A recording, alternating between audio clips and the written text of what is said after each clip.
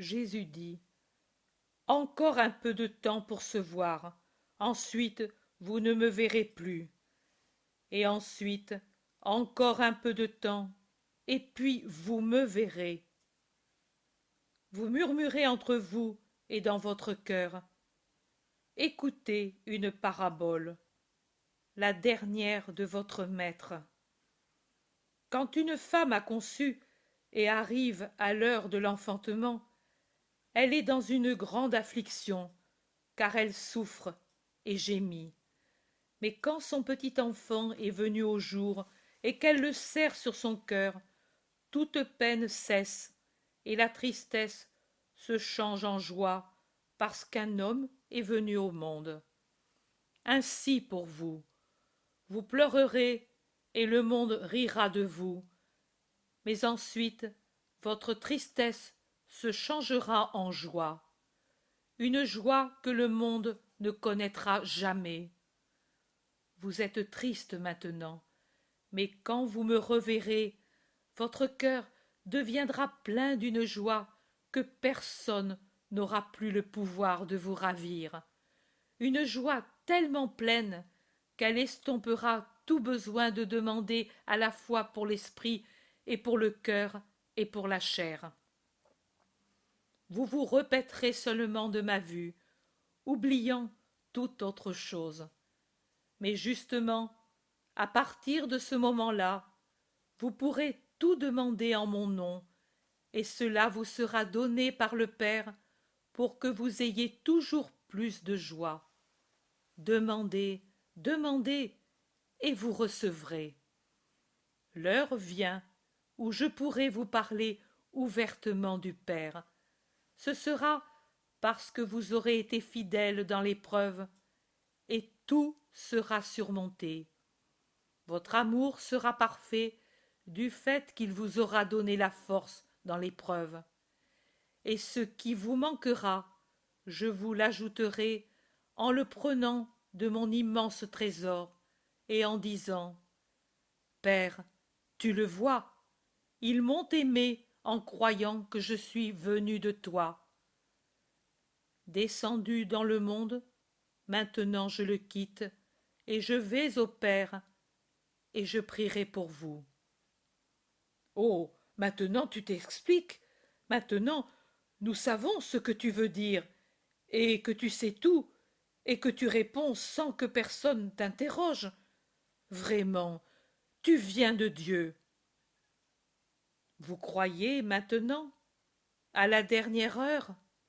Cela fait 3 ans que je vous parle, mais déjà en vous opère le pain qui est Dieu, et le vin qui est sang, qui n'est pas venu de l'homme, et vous donne le premier frisson de la déification. Vous deviendrez des dieux si vous persévérez dans mon amour et dans ma possession, non pas comme l'a dit Satan à Adam et Ève, mais comme je vous le dis. C'est le vrai fruit de l'arbre du bien et de la vie. Le mal est vaincu en qui s'en nourrit, et la mort est morte. Qui en mange vivra éternellement et deviendra Dieu dans le royaume de Dieu. Vous serez des dieux si vous restez en moi. Et pourtant, voilà, bien qu'ayant en vous ce pain et ce sang, puisqu'arrive l'heure où vous serez dispersés, vous vous en irez pour votre compte, et vous me laisserez seul. Mais je ne suis pas seul, j'ai le Père avec moi. Père, Père, ne m'abandonne pas. Je vous ai tout dit, pour vous donner la paix, ma paix. Vous serez encore opprimés, mais ayez foi. J'ai vaincu le monde.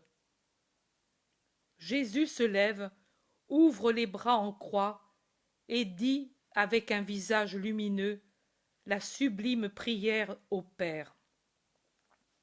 Jean la rapporte intégralement. Les apôtres pleurent plus ou moins ouvertement et bruyamment. Pour finir, ils chantent un hymne. Jésus les bénit, puis il ordonne: mettons nos manteaux, maintenant, et partons. André, dis au chef de maison de laisser tout ainsi par ma volonté. Demain, cela vous fera plaisir de revoir ce lieu. Jésus le regarde. Il paraît bénir les murs, le mobilier, tout. Puis il prend son manteau et s'éloigne, suivi des disciples. Près de lui se trouve Jean, auquel il s'appuie.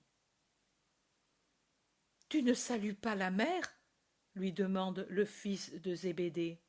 « Non, tout est déjà fait. Ne faites pas de bruit. » Simon, qui a allumé une torche à la lampe, éclaire le vaste corridor qui va à la porte. Pierre ouvre avec précaution le portail, et ils sortent tous sur le chemin, et puis, faisant jouer une clef, ils ferment du dehors et ils se mettent en route.